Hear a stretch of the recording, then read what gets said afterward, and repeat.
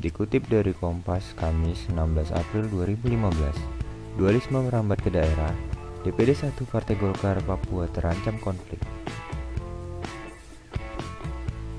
Kisru Partai Golkar antara kubu Agung Laksono dengan kubu Abu Rizal Bakri mulai merembet ke daerah, tak terkecuali Papua. Rencana rapat konsolidasi Partai Golkar yang digagas Paskalis Kosai selaku pelaksana tugas Ketua DPD 1 Partai Golkar Papua dari kubu Agung Laksono mendapat penolakan dari pengurus DPD tingkat 1 Partai Golkar pimpinan Klementinal yang berafiliasi dengan kubu Abu Rizal Bakri. Ketua Bidang Organisasi DPD 1 Partai Golkar Papua, Demus Kogoya, meminta agar semua kader Partai Golkar menahan diri untuk tidak melakukan aktivitas kepartaian sampai ada keputusan dari Pengadilan Tata Usaha Negara di Jakarta. Demus juga berharap agar para politisi senior dari Partai Golkar lebih bijak bersikap agar tidak menimbulkan gesekan antar kader di Papua. Menurutnya, cukuplah permasalahan Partai Golkar di tingkat DPP. Jangan sampai merembet ke daerah dan saya ingatkan kalau terjadi di Papua bisa menimbulkan konflik ke tingkat kabupaten kota, kata Demus Kogoya saat dijumpai di Jayapura Rabu 15 April 2015 malam. Menurut Demus, pengurus DPD tingkat 1 Papua yang dipimpin Wakil Gubernur Papua Klementinal masih merupakan pengurus yang sah. Ia pun meminta kepada kepolisian daerah Papua dan kepolisian resort kota Jayapura untuk tidak mengizinkan rapat konsolidasi kader Partai Golkar yang akan digelar kubu Agung Laksono. Kami meminta Polda Papua dan Polresta Jayapura untuk melarang pelaksanaan kegiatan rapat konsolidasi Partai Golkar kubu Agung Laksono.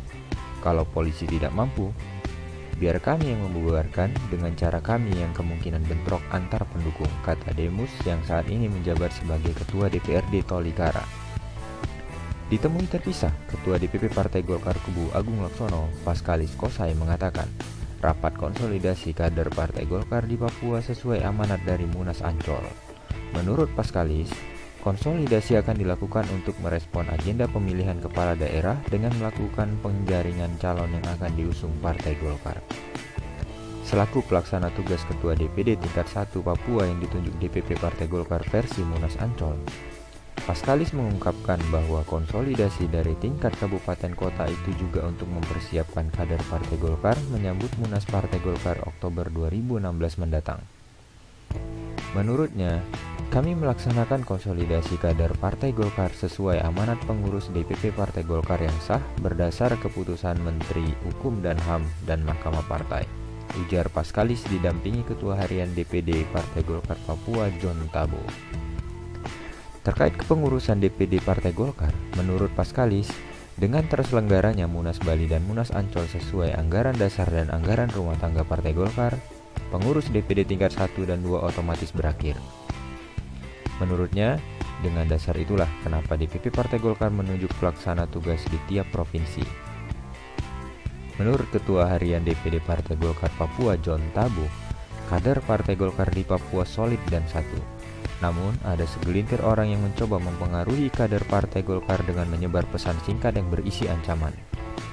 Kata John yang mantan Bupati Tolikara itu, karena kepentingan segelintir orang sehingga mencoba mempengaruhi kader partai dan membolak-balik fakta tanpa memperhatikan aturan yang berlaku.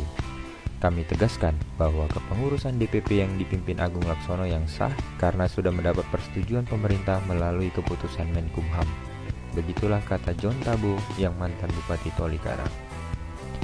Mengenai rencana pelaksanaan rapat konsolidasi kader Partai Golkar Papua, Paskalis dan John menegaskan tetap akan diselenggarakan sesuai rencana yang berlangsung pada Kamis 16 April 2015.